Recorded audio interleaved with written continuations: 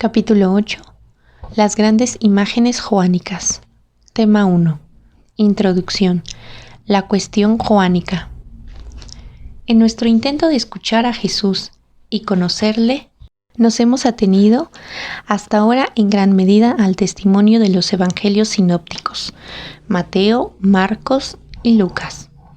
Y solo en ocasiones hemos echado un vistazo a Juan, de modo que es hora de dirigirnos la atención a la imagen de Jesús del cuarto evangelista, que en muchos aspectos parece muy distinta. La atención que hemos prestado al Jesús de los sinópticos nos ha enseñado que el misterio de su unidad con el Padre está siempre presente y determina todo, pese a lo cual queda también oculto bajo su humanidad.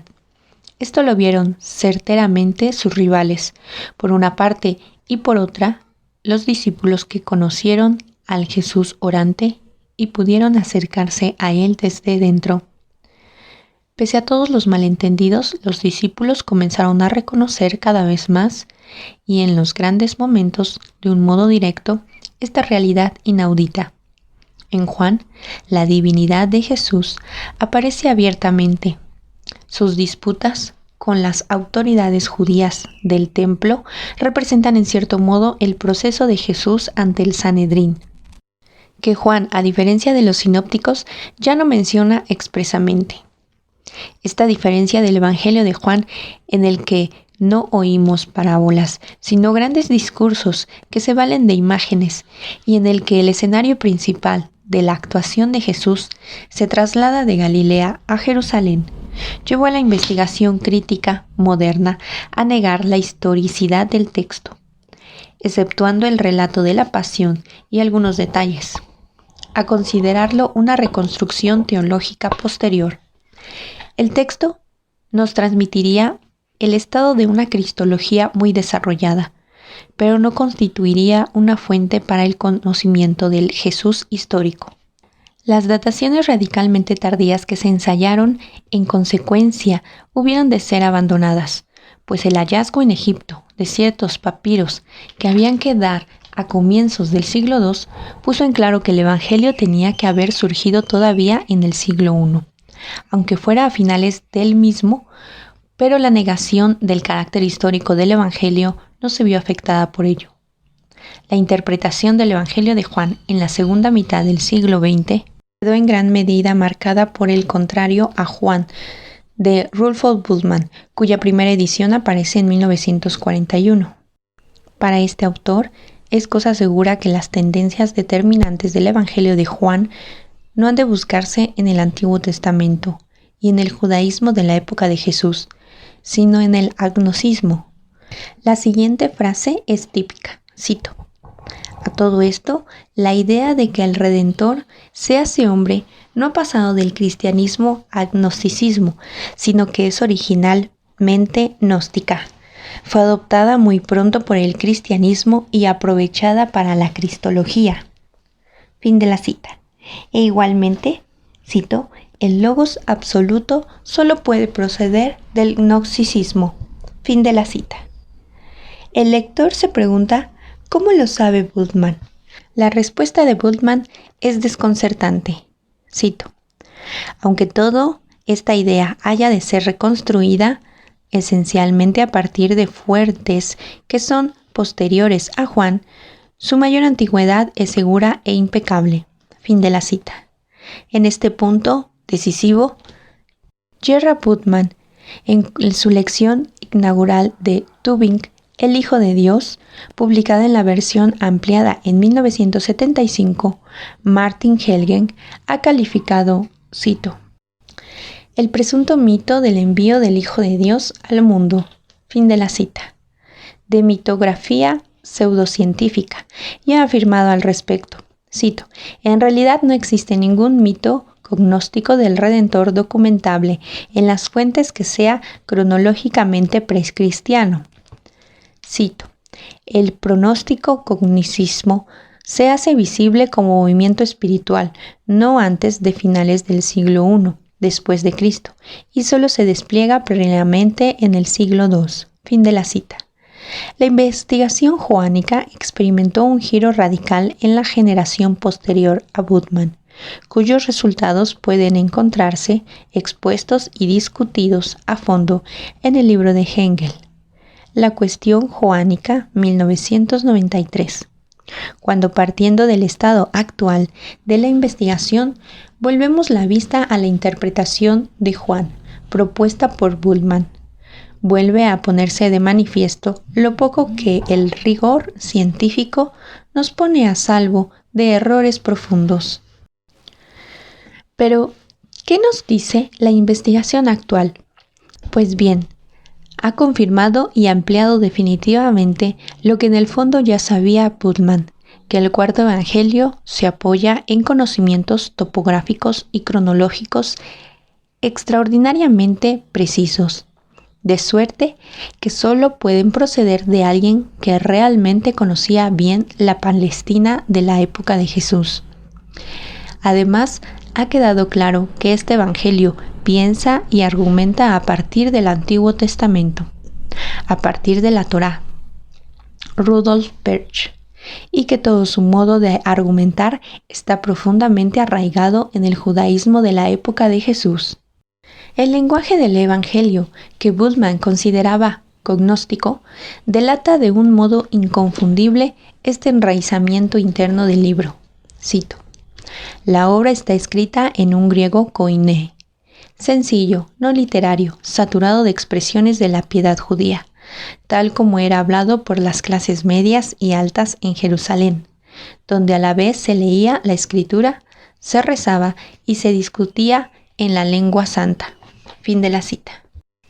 Hegel señala también que en la época herodiana se formó en Jerusalén una clase alta judía más o menos helenizada, con una cultura especial, y en consecuencia sitúa el origen del Evangelio en la aristocracia sacerdotal jerosolimitada.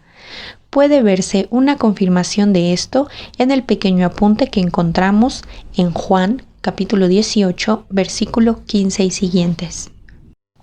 Allí se cuenta cómo Jesús, tras su prendimiento, fue conducido para ser interrogado por los sumos sacerdotes, y Simón Pedro y otro discípulo siguieron a Jesús para enterarse de qué iba a pasar. Sobre ese otro discípulo se dice, cito: este discípulo era conocido del sumo sacerdote, y entró con Jesús en el palacio del sumo sacerdote. Fin de la cita.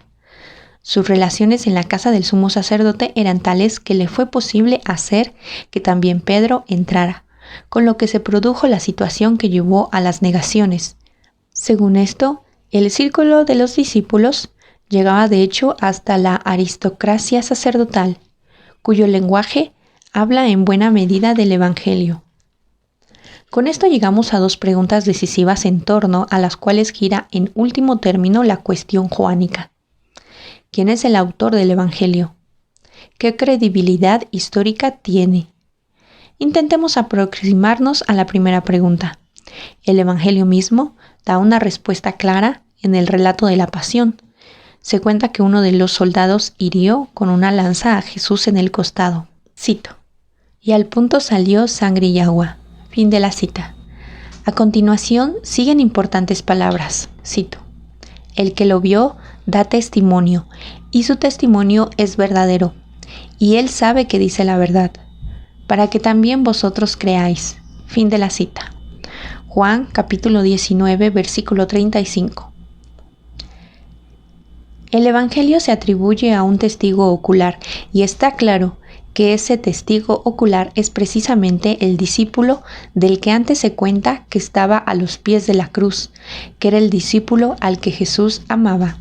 Capítulo 19, versículo 26. Este discípulo es citado de nuevo en Juan, capítulo 21, versículo 24, como autor del Evangelio. Encontramos su figura también en Juan, capítulo 13, versículo 23, capítulo 20, versículos del 2 al 10, capítulo 21, versículo 7, y posiblemente también en Juan capítulo 1, versículos 35 y 40, y capítulo 18, versículos 15 y siguientes. Estas afirmaciones sobre el origen externo del Evangelio ganan profundidad con el relato del lavatorio de los pies y se convierten en una indicación acerca de su fuente interna. Allí se dice de este discípulo que se sentaba a la mesa junto a Jesús y que apoyándose en el pecho de Jesús, capítulo 13, versículo 25, le preguntó por el traidor. Las palabras citadas constituyen un paralelo consciente del final del prólogo de Juan, donde se dice acerca de Jesús, cito: A Dios nadie lo ha visto jamás, Dios unigénito, que está en el seno del Padre, es quien lo ha dado a conocer. Fin de la cita. Capítulo 1, versículo 18. Al igual que Jesús, el Hijo conoce el misterio del Padre, por descansar en el corazón de éste. El evangelista adquiere su conocimiento, por así decir, tomándolo del corazón de Jesús, descansando en él. Pero, ¿quién es este discípulo? El Evangelio nunca lo identifica directamente por el nombre. Al ponerlo en relación con Pedro y con la vocación de otros discípulos, lo aproxima a la figura de los Zebedeos, pero no realiza directamente esta identificación. Es evidente que mantiene el misterio de un modo plenamente consciente. Es verdad que el Apocalipsis, capítulo 1, versículos del 1 al 4, menciona expresamente a Juan como su autor, pero a pesar de la estrecha relación entre el Apocalipsis y el Evangelio y las cartas, sigue abierta la cuestión de si el autor es uno y el mismo. Ulrich Wilckes, en su amplia teología del Nuevo Testamento, ha vuelto recientemente a desarrollar la tesis de que el discípulo amado no ha de considerarse una figura histórica, sino que representa fundamentalmente una estructura de fe. Cito: No existe la sola escritura sin la voz viva del Evangelio, y este no existe sin el testimonio personal de un cristiano con la función y autoridad del discípulo amado. En el misterio y el espíritu se unen y se condicionan recíprocamente. Fin de la cita. Por correcto que sea esta tesis estructural, es insuficiente. Aunque el discípulo amado asuma en el Evangelio expresamente la función de testigo de la verdad de lo sucedido, se presenta como una persona de carne y hueso. Pretenden garantizar como testigo los sucesos históricos y con ello reclama para sí el rango de una figura histórica. De lo contrario, se vacían las frases que definen el propósito y la naturaleza de todo el Evangelio. Desde Irineo de Lyon, muerto alrededor de 202, la tradición de la Iglesia es unánime en considerar a Juan el Zebedeo como el discípulo amado y el autor del Evangelio. Esto encaja con los indicios para su identificación que ofrece el Evangelio, que en todo caso remiten a un apóstol y compañero de camino de Jesús, desde el bautizo en el Jordán hasta la última cena, la cruz y la resurrección. Cierto que en la época moderna se han formulado dudas cada vez más fuertes, y contra esta identificación ¿puede el pescador del lago de Genezaret haber escrito este evangelio tan elevado que se asoma a lo más profundo del misterio de Dios? ¿Puede el Galileo y trabajador manual haber estado tan ligado a la aristocracia sacerdotal de Jerusalén, a su lenguaje y a su pensamiento como lo está, de hecho, en el evangelista? ¿Puede haber estado emparentado con la familia del sumo sacerdote, como lo sugiere el texto, capítulo 18, versículo 15? Pues bien, entroncando con los estudios de James Colson, Jacques Guinandy y Marie-Émilie Boinsamor, el exegeta francés Henri Casales ha mostrado mediante un estudio sobre la sociología de los sacerdotes del templo antes de su destrucción que esa identificación es perfectamente posible. Los sacerdotes cumplían su servicio por turno 2 veces al año, Dicho servicio duraba cada vez una semana. Al terminar el servicio, el sacerdote regresaba a su tierra. No era en un modo alguno inusual que tuviera además una profesión con la que se ganaba la vida. Por lo demás, el Evangelio se desprende que Zebedeo no era un simple pescador, sino que daba trabajo a varios jornaleros, razón por la cual a sus hijos les era posible separarse de él. De modo que Zebedeo puede ser muy bien un sacerdote y a la vez tener sus propiedades en Galilea, mientras que la pesca en el lago le sirve para ganarse la vida. Probablemente solo tenía un alojamiento en la parte de la ciudad de Jerusalén habitada por los esenios, o cerca de ella. Cito: precisamente la cena durante la cual este discípulo se apoyó en el pecho de Jesús se celebró en un lugar que con toda probabilidad se encontraba en una parte de la ciudad habitada por esenios. Fin de la cita. En el alojamiento del sacerdote Zebedeo, que dejó la habitación superior a Jesús y a los 12, hay todavía otra indicación interesante en este contexto, en la contribución de caseles. Según la costumbre judía, el señor de la casa, o en caso de que éste no estuviera presente, como aquí ocurre, cito: su hijo primogénito se sentaba a la derecha del huésped con la cabeza reclinada sobre su pecho. Fin de la cita. Aunque con arreglo el estado actual de la investigación sea perfectamente posible ver en Juan el Zebedeo, el testigo que proclama formalmente su condición de testigo visual, capítulo 19, versículo 35, y de este modo se identifica como el verdadero autor del Evangelio. La complejidad de la redacción del Evangelio plantea nuevas preguntas.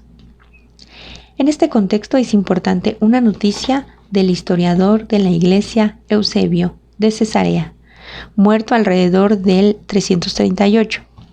Eusebio nos informa sobre una obra en 5 volúmenes del obispo Papías de Hierápolis, muerto alrededor del 120, el cual menciona en dicha obra que él no había llegado a conocer ni ver en persona a los santos apóstoles, pero que había recibido la doctrina de la fe de personas que habían tenido una relación muy estrecha con los apóstoles. Se refiere a otros que habían sido igualmente discípulos del Señor y menciona los nombres de Aristión y en un presbiterio llamado Juan. Lo importante es que distingue entre el apóstol y el evangelista Juan, por una parte, y el presbítero Juan, por otra. Aunque no había llegado a conocer personalmente al primero, sí que había conocido al segundo. Esta noticia es muy digna de tenerse en cuenta. De ella y de otros indicios relacionados, se desprende que en Éfeso había algo así como una escuela de Juan que se remontaba al propio discípulo amado de Jesús y en la cual ejercía como autoridad máxima un presbítero Juan. Este presbítero Juan aparece en las epístolas segundas y terceras de Juan, en ambos casos en Juan capítulo 1 versículo 1 como remitente y autor de la carta, simplemente con el título el presbítero, sin que se indique el nombre Juan. Evidentemente no es idéntico al apóstol Juan, de modo que encontramos aquí en el texto canónico expresamente la misteriosa figura del presbítero. Tiene que haber tenido una relación muy estrecha con el apóstol y quizá hasta llegó a conocer a Jesús en persona. Tras la muerte del apóstol fue plenamente reconocido como el portador de su legado. En el recuerdo, ambas figuras terminaron confluyendo cada vez más. Sea como sea, podemos atribuir al presbítero Juan una función esencial en la configuración definitiva del Evangelio, tarea en la que siempre se supo fiduciario la tradición recibida de los Zebedeos. Yo estoy plenamente de acuerdo con la conclusión que ha extraído Peter Sturmacher de los hallazgos que se acaban de exponer. Él sostiene, cito, que los contenidos del Evangelio se remontan al discípulo al que Jesús amaba especialmente. El presbítero se entendió a sí mismo como su transmisor y portavoz. Fin de la cita. De modo parecido se pronuncia Eugen Rutsch y Peter Dulzman. Cito: el autor del Evangelio de Juan es, por así decir, el albacea del discípulo predilecto. Fin de la cita.